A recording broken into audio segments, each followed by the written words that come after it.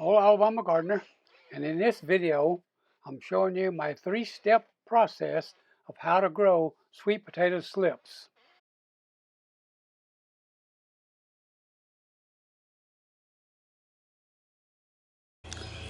Now I think there are 3 steps to really being successful in growing sweet potato slips. I've been pulling slips off this sweet potato for quite some time now. Okay, so I actually started this on the 13th of March. So this is what the first step. This would be step 1.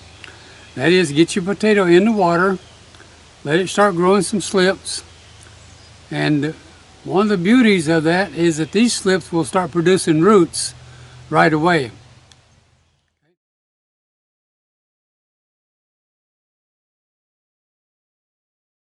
On the sweet potato, if you have a slip that has not started growing roots, then this is going to be step 2. And so I'm going to show you that.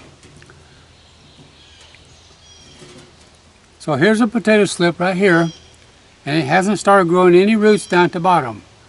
So what I'm going to do is I'm going to take it off. So what I'm going to do with step 2 is I'm going to grow roots on the bottom of this sweet potato slip. If I go straight in the ground with this sweet potato slip as it is now, probably the first thing it's going to have is going to dry up and drop off its leaves. It may survive and it may not. But if I grow some roots and then I take it and do step 3, which I'm going to show you in a moment, then it's going to be very successful. So what I would do then, this is step 2. I would put that slip down in some water to let it grow roots. And so here's one that has been done exactly that way. And you can see that it's got roots growing on all the way up to that node right there.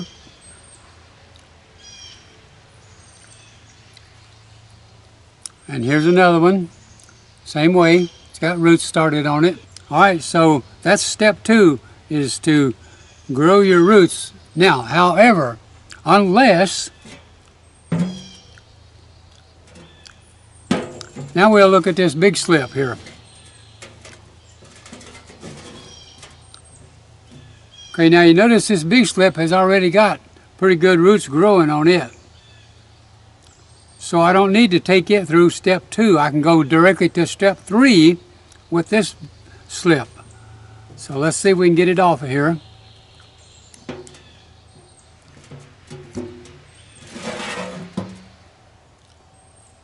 Alright, so here it is. We got some good roots on it. I'm going to take that leaf off. And then I'm going to take you to step 3.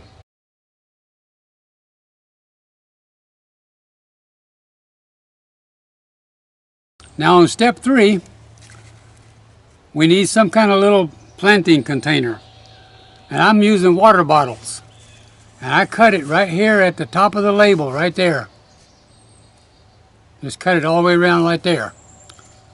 And then we're going to cut some drainage holes down here in the bottom. I'm going to show you that.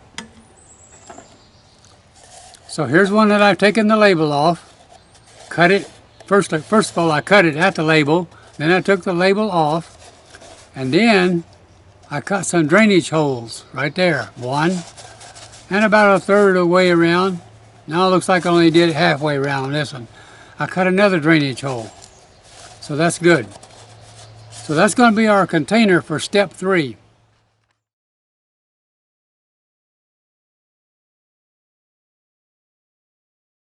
Alright, so let's talk about step 3. So here's our little water bottle container. So what we're going to do is we're going to put some potting mix down here in the bottom of it, and then we're going to take our slips that are already rooted. We do not want to use a slip like this. It doesn't have any roots on it. That's why we do step 2 if the roots haven't grown on the potato itself. So we take a slip that's got some roots on it, put it down in there,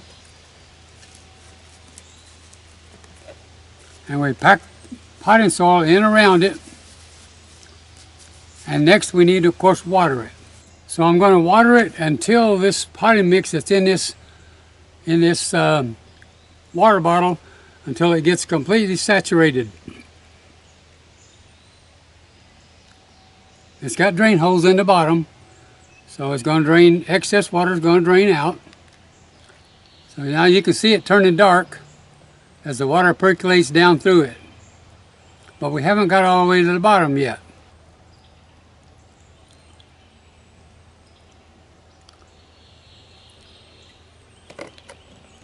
Now all the potting mix is dark. It means it's full of water. You can see water dripping out the bottom. So this plant is never even going to slow down. It's going to continue growing leaves and roots, and it'll be ready to transplant into the garden. So then, after just a few days, the slip that we planted in the water bottle will be producing roots. And I'll get up here close, you can see it. You can see the roots coming out all the way out to the edge of the water bottle right in there. There's more roots over here. More roots. Look at the roots right there. Now, see, when you get ready to plant this in the garden, then you carefully take this, turn it upside down like that. You'll have to squeeze it a little bit to get it to slide out.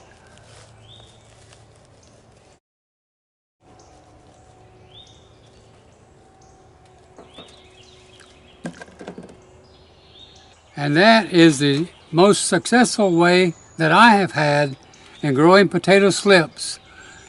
And when you set this in the garden, it isn't going to slow down. It's going to immediately continue to grow. Whereas if you put something like this in there that doesn't have any roots, first thing that's going to happen is all these leaves up here is going to die. And it may eventually grow, but it's going to be set back severely. Even if you take one like this that has a little bit of root on it, it too it might eventually grow, but at first it's going to drop these leaves. They're going to die and fall off. And in time it may grow, but it's going to be severely set back in terms of how much growth it's going to make to maturity.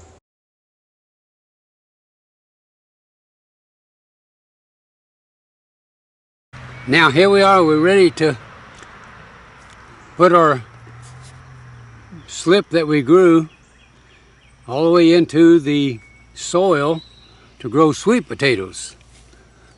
First we was growing slips, now we're going to grow sweet potatoes. What we'll do is we'll just dig us a hole here. Now we'll slide our slip out carefully. Look at the roots on it. See, this is ready to go. It's not going to have any transplant shock. It's not going to be set back in any way. It's just going to continue growing. So we'll go down into the hole, go deep.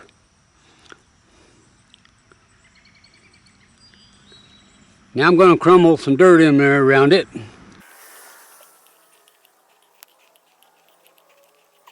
And it'll never slow down.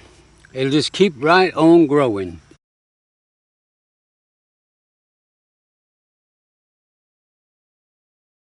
Now I'm going to show you some sweet potato plants that I did not grow them into a small planting container before I set them out. I went straight from taking them off of the sweet potato into the ground. And this plant right here, it might be 2.5, 3 inches tall. Now it's probably growing roots down below, but it's not very large in terms of having a lot of foliage on it. And you just saw the one I just set that had been grown out into step 3 into the water bottle planter. Made a huge difference in the size of the plant. And I think what you can see is the difference as you look down the row for plants that were straight into the ground compared to if you look down there at that first tall plant, and that plant was taken off the potato and then grown a little while in a water bottle planter and then set here in my potato row. You see the difference? These plants here are about 2.5, maybe possibly 3 inches tall. That plant down there is good 6-7 inches tall. Made a huge difference in the plant and its survivability too. That's another important point.